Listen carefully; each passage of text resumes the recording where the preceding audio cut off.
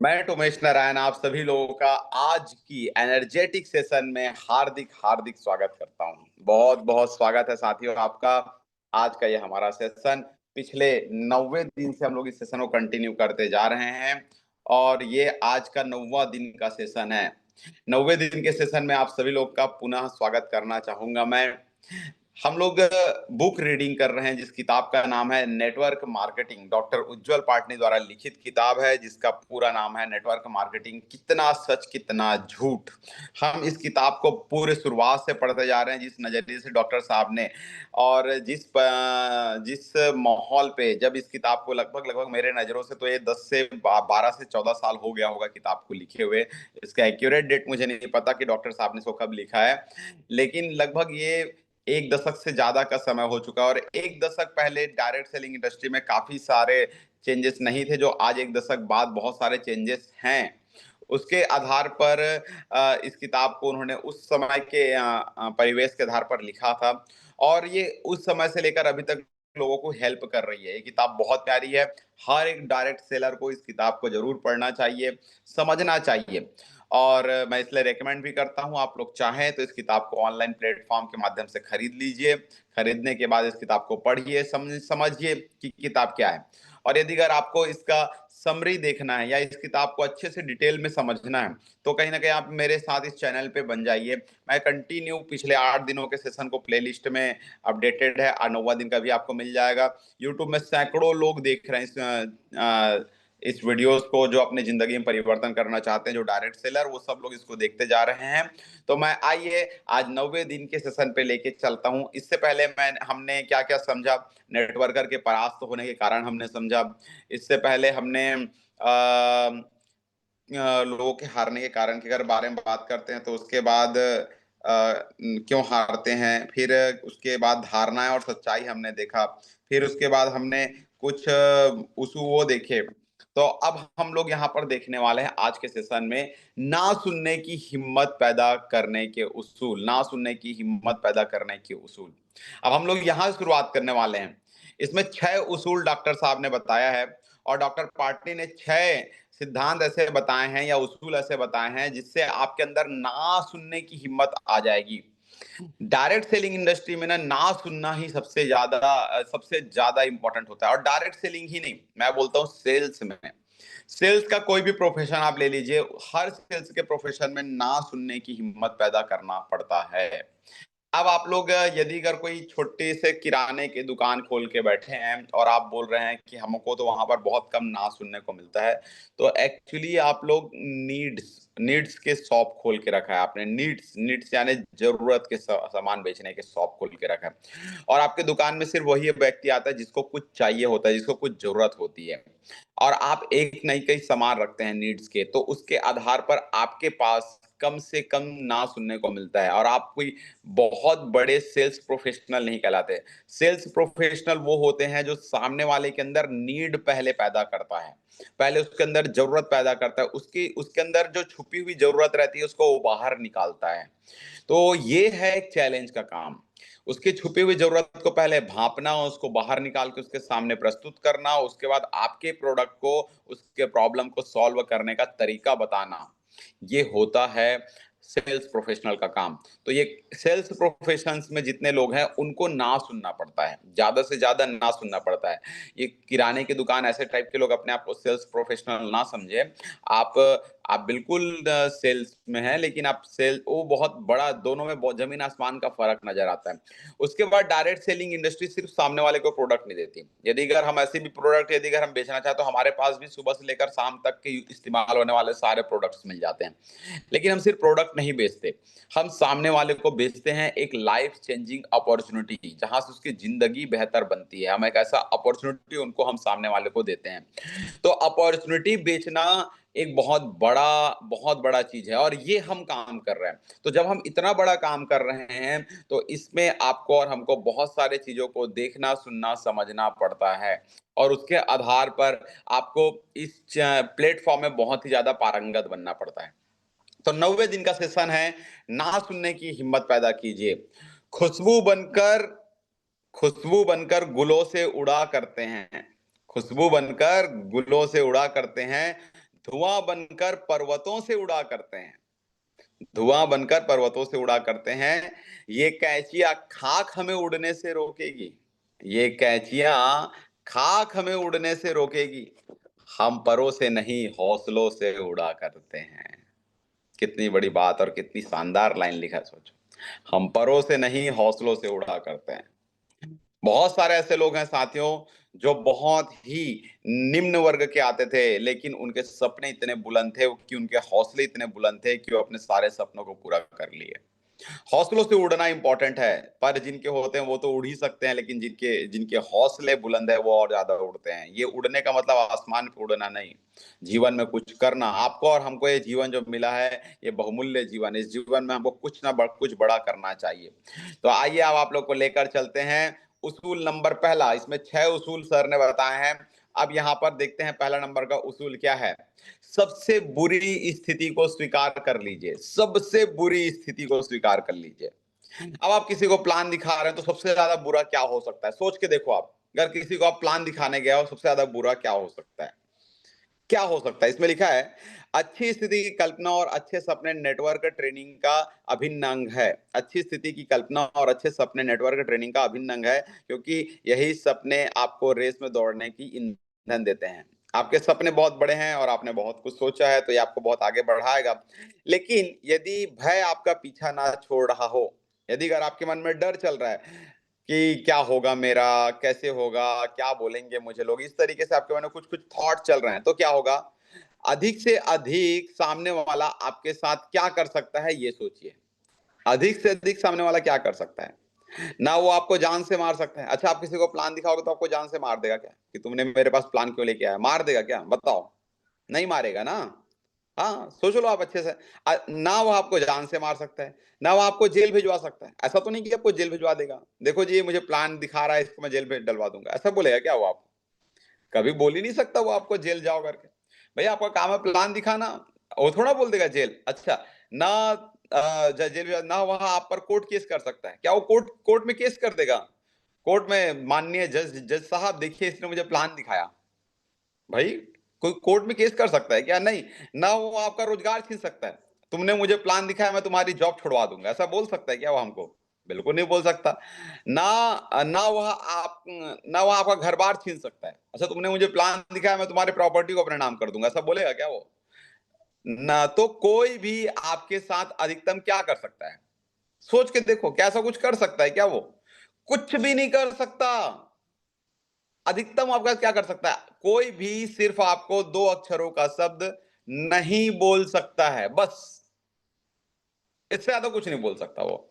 नहीं, मैं नहीं करूंगा, मुझे नहीं करना है, मुझे नहीं जुड़ना है, सिर्फ इतना ही तो बोल सकता है ना वो, उससे ज्यादा क्या बोलेगा। सोचो, क्या बोलेगा। ऐसा क्या भयानक हो जाएगा इस शब्द को सुन लेंगे तो। डॉक्टर पाटिल साहब ने बिल्कुल सही लिखा, ऐसा क्या भयानक हो जाएगा यदि अगर आप इस शब्द को सुन लेंगे तो, बताओ क्या हो जाएगा। क्या हो जाएगा, कुछ तो नहीं होने वाला। इससे भी ज्यादा बुरी चीजें हैं दुनिया में, यह तो कुछ भी नहीं।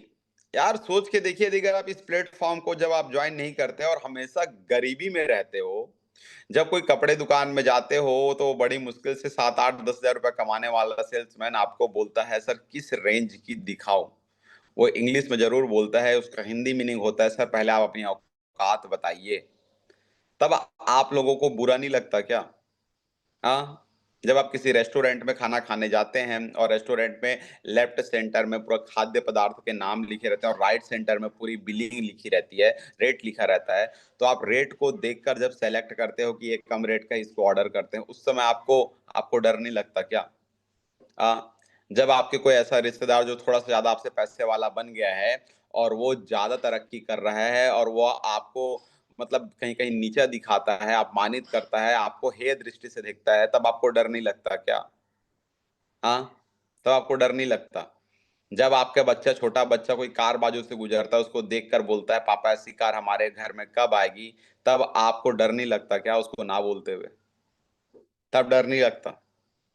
हाँ, जब आपको चार समाज के बीच में थोड़ा-सा छोटा महसूस होता है, उस समय आपको ज़्यादा पैसे कमा के अमीर बनने के बारे में सोचना और अमीर बनने के लिए मेहनत करना, ये सोच नहीं पाते तो उस समय डर नहीं लगता क्या? डर तो तब लगना चाहिए ना। आपको ये बात में क्यों डर लगती है कि लोगों को प्लान दिखाने गया वो मना कर देगा तो क्या होगा? अपने आप से बात करो, अपने आप से सवाल पूछो। आप चाहें तो बहुत अमीर बन सकते हैं, लेकिन आप जो है ना, स्वीकार कर लेते हैं हमारी किस्मत ही खराब है, हम गरीब घर में पैदा हुए हैं। अरे गरीब घर में धीरू भाई अंबानी भी पैदा हुआ था।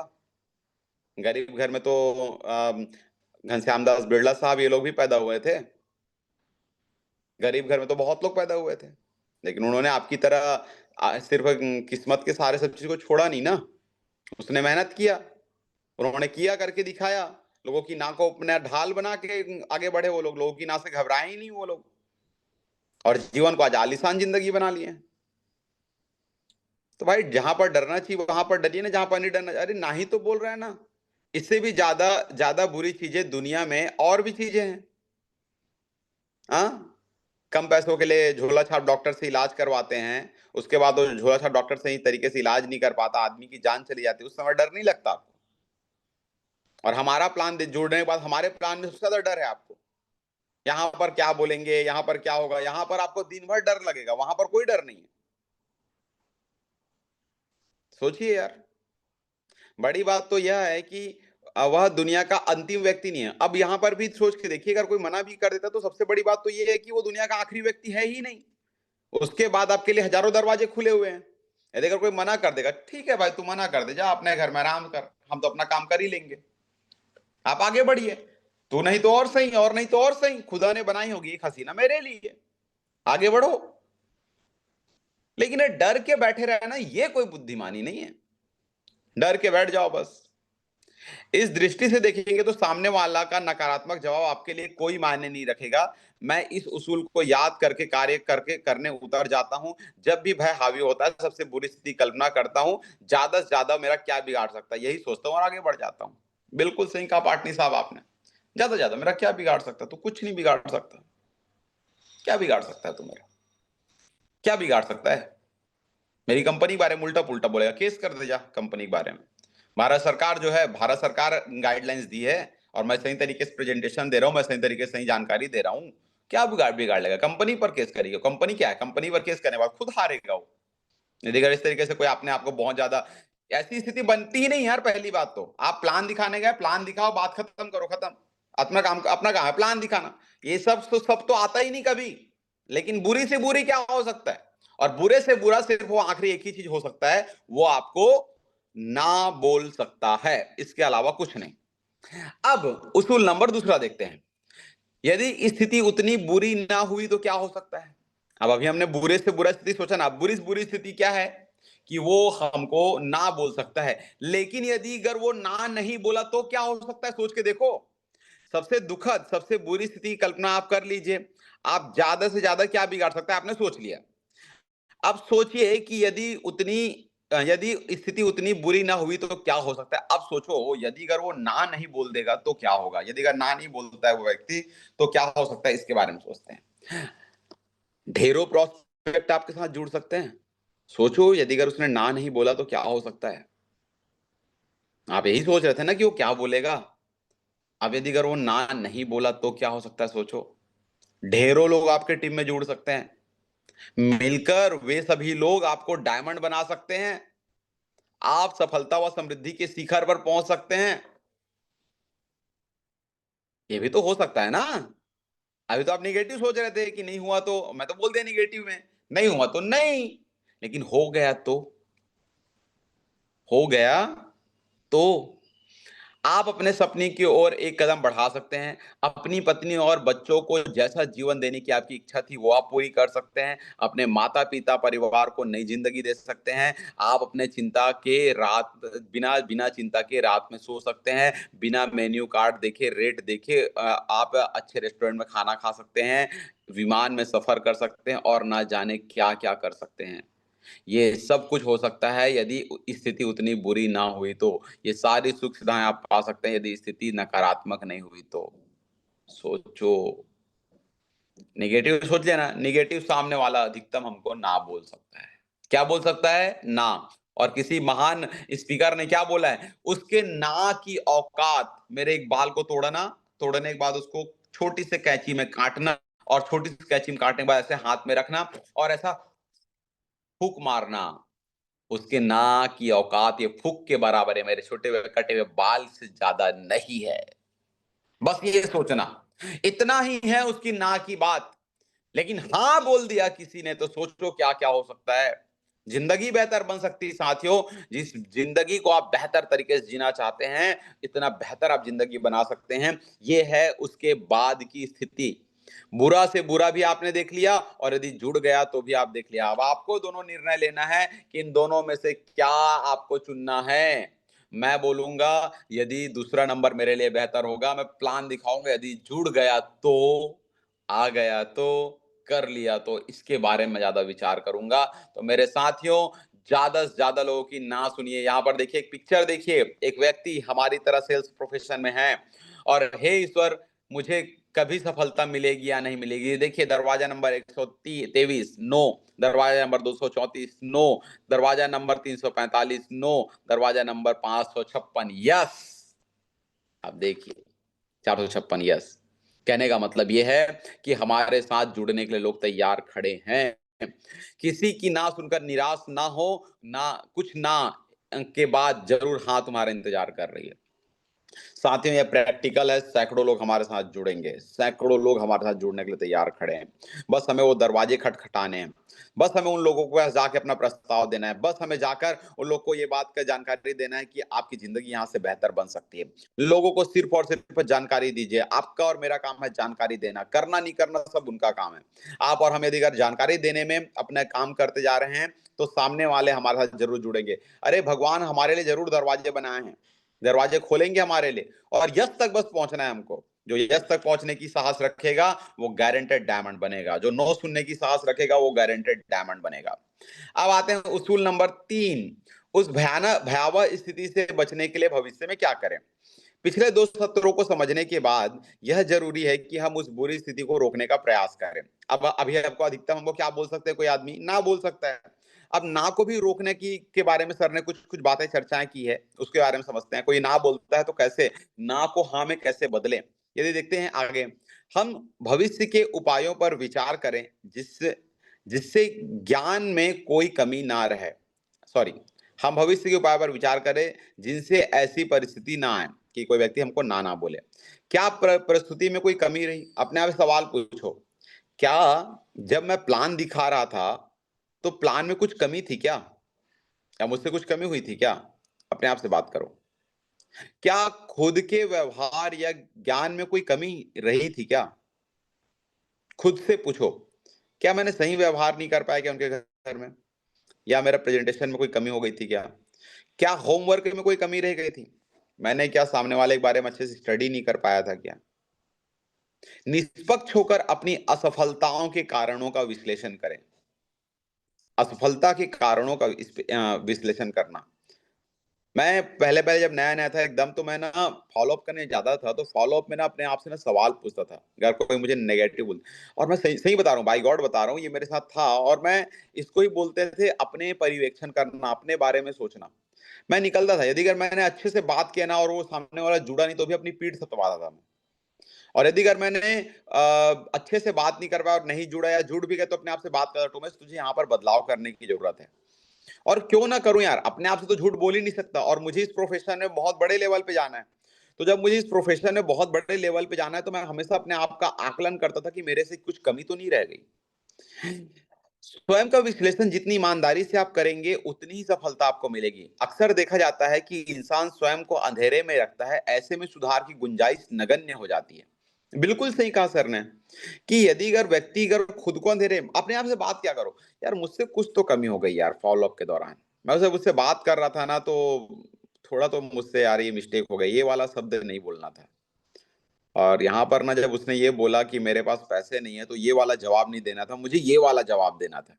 कुछ इस तरीके से आपके अंदर में ना अपने आप को देखने की क्षमता, अपने आप को देखने की ऐसा टैलेंट पैदा कीजिए। जब अपने आप को देखने की इस तरीके से टैलेंट पैदा करेंगे, तो गारंटी दे रहा हूं आपके अंदर धीरे धीरे इतना निखार आ जाएगा इसी को तो बोलते हैं ना, निंदक नियरे राखिए आंगन कुटी छबाए, बिन पानी साबुन बिना निर्मल करे सुभाए। इसी को तो बोलते हैं बिन पानी साबुन बिना निर्मल करे सुभाए।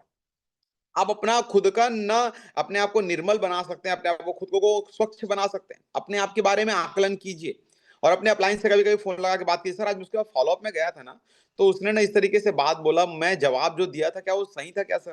अगर आपको समझ नहीं आ रहा है तो। अपलाइन आपको ज़रूर सपोर्ट करेंगे। प्रॉस्पेक्ट से मिलते रहिए, परिणाम सकारात्मक हो तो जश्न मनाइए, नकारात्मक हो तो कारणों को समझिए। उन क्षेत्र में कार्य कीजिए और सुधार कीजिए। आप इस सेशन में डेली अटेंड कर रहे हैं, मुझे विश्वास है आपके अंदर बहुत बदलाव आते जा रहा है। यदि अगर इस तरीके से और आप सेशन अटेंड करते रहेंगे तो सुधार की मतलब सुधार हमेशा बढ़ता ही रहेगा। उन क्षेत्रों में कार्य कीजिए और सुधार कीजिए। यदि नकारात्मक जवाब आपके सर्वश्रेष्ठ प्रदर्शन के बाद मिला है तो चिंता की कोई बात नहीं। मैंने अभी थोड़ी देर पहले बोला था ना, नेगेटिव जवाब के बाद आपने अपना सर्वश्रेष्ठ प्रदर्शन किया है तो कोई बात नहीं भैया। हमने अपना 100% दिया, हमने सही दमदारी से बात किया है। जरूरी थोड़ा ना यार हर आदमी जुड़ेगा, और भाई उसकी किस्मत भगवान उसको नहीं देना चाहता होगा, हमारी क्या गलती इसमें। हम तो अपना 100% दिए, लेकिन हमने अपनी पूरी कोशिश किया समझाने का।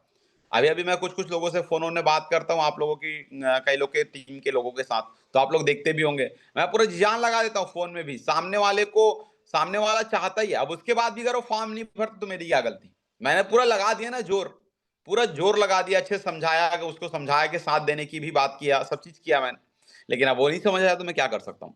लेकिन यदि नकारात्मक जवाब आपकी अल्प जानकारी और त्रुटिपूर्ण प्रस्तुति की वजह से मिला है तो सुधार की त्वरित आवश्यकता है।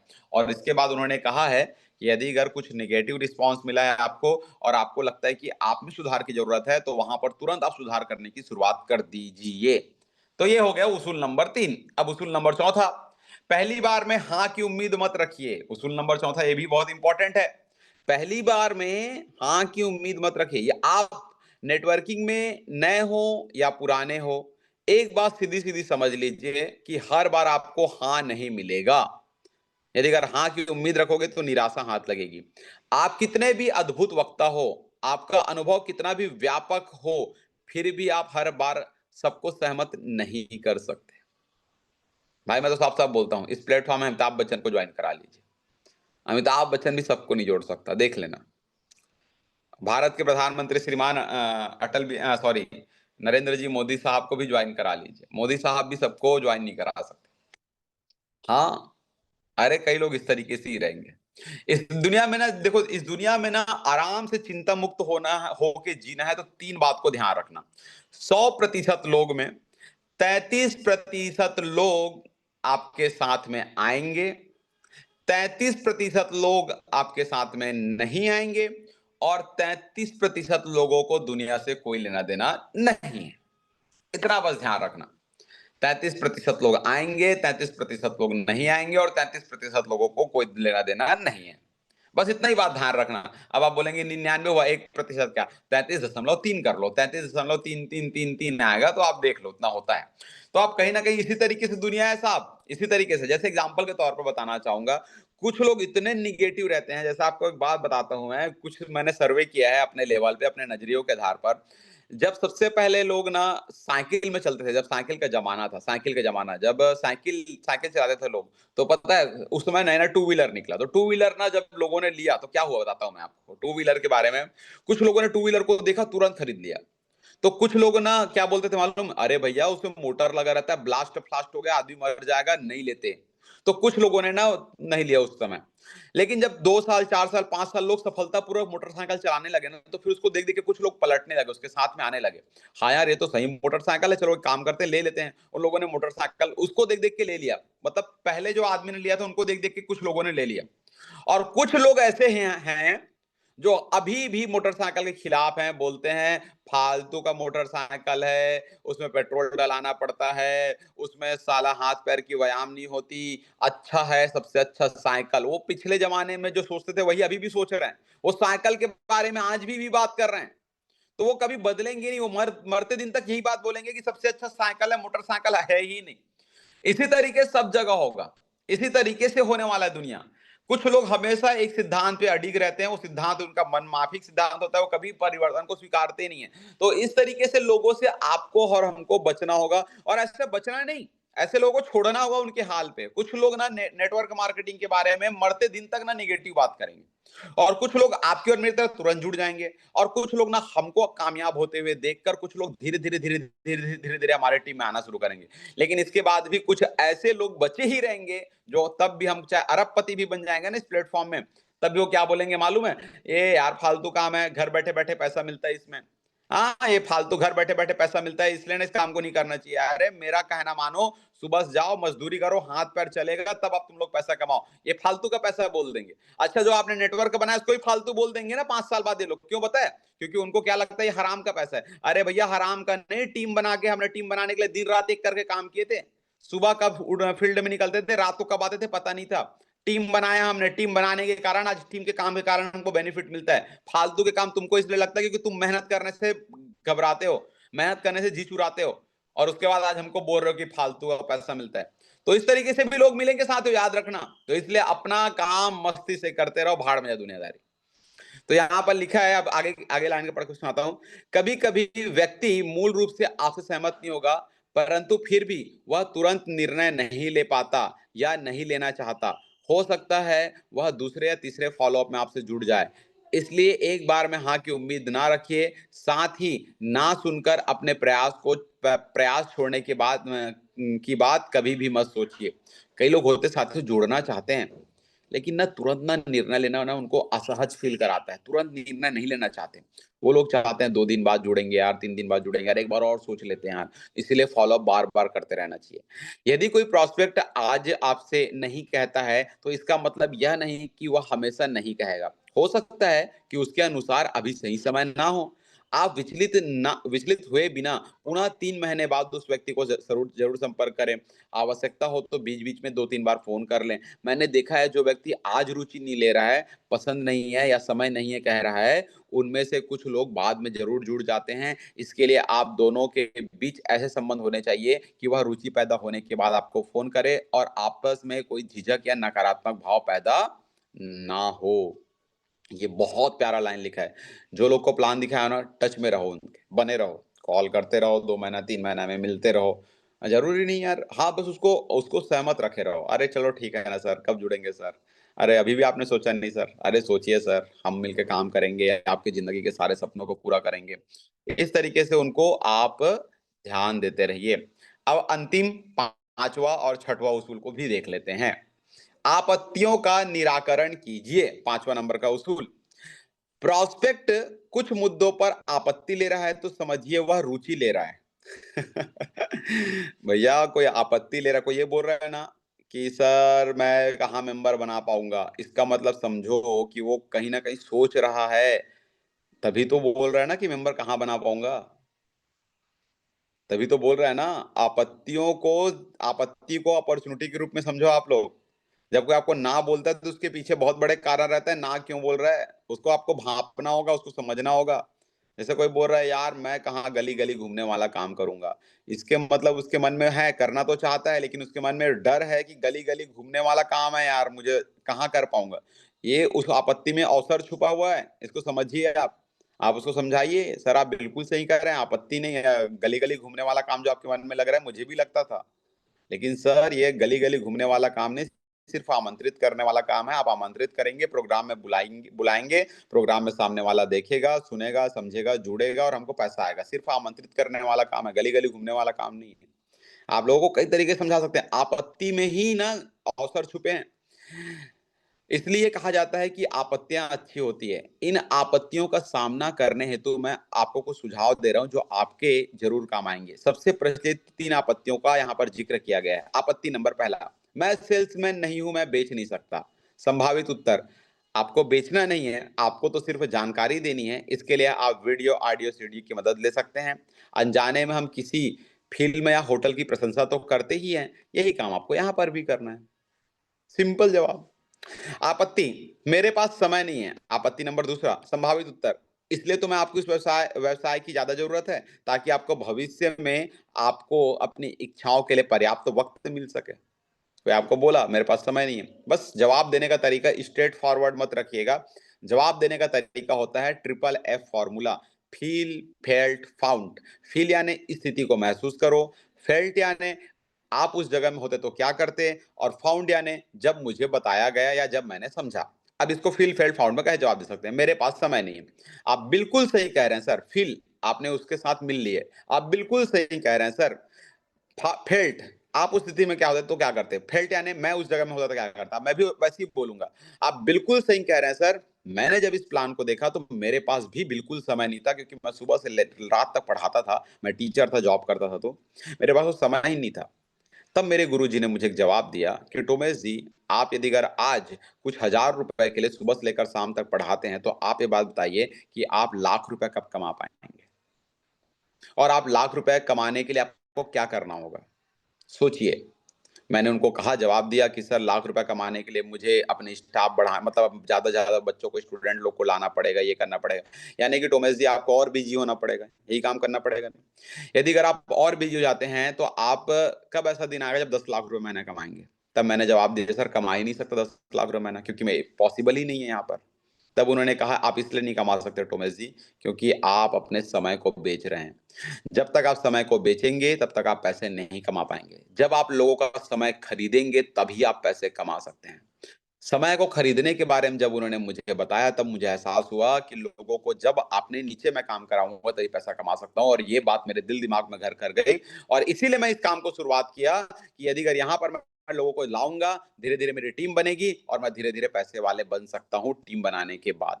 तो इसलिए सर, आज मैं समय आज़ादी प्राप्त कर सकता हूँ, यदि अगर मैंने सही तरीके से इसमें काम शुरुआत किया, तो इस तरीके से आप उनको सवालों के जवाब दे सकते हैं। आपत्ति, मेरे पास धन नहीं है, बिज़नेस में जुड़ने के लिए पैसे नहीं है। इस बिज़नेस में जुड़ने के लिए शायद ही आपको सबसे महत्व, हाँ, संभावित उत्तर, इस बिज़नेस से जुड़ने के लिए शायद यही सबसे महत्वपूर्ण कारण है। यह नगण्य लागत का व्यापार है, अन्य ढेर सारे धन की आवश्यकता होगी। आपके सारे धन की कमी के बारे में नहीं सोचेंगे। आप आगे से आप धन की कमी के बारे में नहीं सोचेंगे। आप इसको भी जवाब यही दे सकते हैं। मुझे भी ऐसा लगता था सर, मेरे पास भी पैसा नहीं था, लेकिन जब मैंने देखा कि यहाँ से लाखों रुपए कमा सकते हैं, तो मैंने पैसे की व्यवस्था करके दिया और पैसा कमाना शुरू कर लिया। जवाब यही है। तो इस तरीके से आप आपत्तियों में अवसर ढूँढिए। अब आते हैं 9वां नंबर का उसूल, सॉरी, 6वां नंबर का उसूल और आखिरी उसूल। ना का अर्थ आप कमज़ोर नहीं, ना का अर्थ है आप कमज़ोर नहीं हैं। दुर्भाग्यवश अधिकांश लोगों की शुरुआती कुछ मीटिंग सकारात्मक परिणाम नहीं दे पाती, और वे अपनी क्षमताओं पर संदेह करने लग जाते हैं। कई लोग को शुरुआत में पॉजिटिव रिजल्ट नहीं मिलता, तो अपने आप में डाउट करना शुरू करते हैं वो। मैं एक ऐसे एमरल्ड को जानता हूं जो पहले 80 कॉल में से सिर्फ एक को एक 80 कॉल में से एक को भी नहीं जोड़ पाया था। 80 कॉल में से एक को भी नहीं जोड़ पाया था। वह हताश था, लेकिन फिर भी डटा रहा। सिर्फ 3 महीने बाद सबको आश्चर्यचकित करते हुए उसका ग्रुप साइज 1800 लोगों का हो चुका था। 1800 लोग 3 महीने बाद जुड़ गए थे। कुछ समय बाद वह एमरल्ड लेवल पर आ पहुंचा। मैंने एक दिन उससे पूछा, लोग, कुछ लोगों का ना बोलते ही हताश होकर निष्क्रिय हो जाते हैं, आप 80 लोगों के ना बोलने के बाद भी डटे रहे, ऐसा क्यों? तब उसने क्या जवाब दिया, सुनना मेरे साथियों। उसने जो जवाब दिया, उसने कहा, मैं बिजनेस छोड़कर पुरानी जिंदगी में लौटता तो रोटी, कपड़ा और मकान की लड़ाई लड़ता रहता। उसके बजाय मैं अपने परिवार के भविष्य और सपनों पर करता रहा। जब हिम्मत टूट जाती तो सफल अपलाइन की जिंदगी को देखता था। फिर विचार आता था कि यदि वे ऊंचाई तक पहुंच सकते हैं, तो मैं भी पहुंच सकता हूं। इसलिए मैं डटा रहा, काम करता रहा। साथियों, यदि अगर आप लोगों की ना से घबरा जाएँगे, तो आप उसी ज़िंदगी में फिर से लौट जाएँगे, जिस ज़िंदगी से बाहर निकलने निकलने के बारे में सोचा और आप इस व्यवसाय में जॉइन किए थे। लेकिन यदि अगर आप लोगों की ना से नहीं घबराएँगे, निरंतर डटे रहेंगे, तो बोला जाता है यार, भगवान के घर में देर है, लेकिन अंधेर नहीं है। आप निरंतर डटे रहेंगे, टिके रहेंगे, काम करते रहेंगे, तो आपके सारे सपने पूरे हो सकते हैं, सब आपके साथ लोग जुड़ सकते हैं।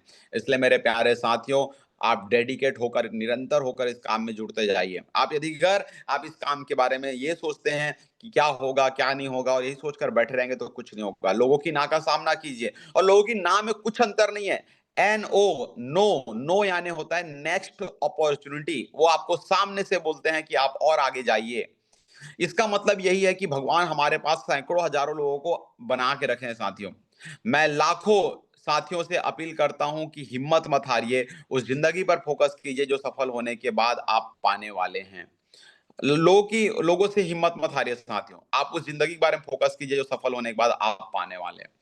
आप डायमंड बन जाएँगे साथियों यदि अगर आप लोगों की सामना करेंगे तो। आप जहाँ पर भी जाएँगे सेलिब्रिटी की तरह आपका सम्मान होगा। आप जहाँ पर भी जाएँगे लोग आपको सम्मानित करेंगे। आप जहाँ पर भी जाएँगे आपके पास पैसे की कोई कमी नहीं रहेगी। देश-विदेश की यात्रा करेंगे। आप बड़े से बड़े कंट्री, महँगे से महँगे कंट्री में महीने-महीने दिन की छुट्टी बिता सकते हैं।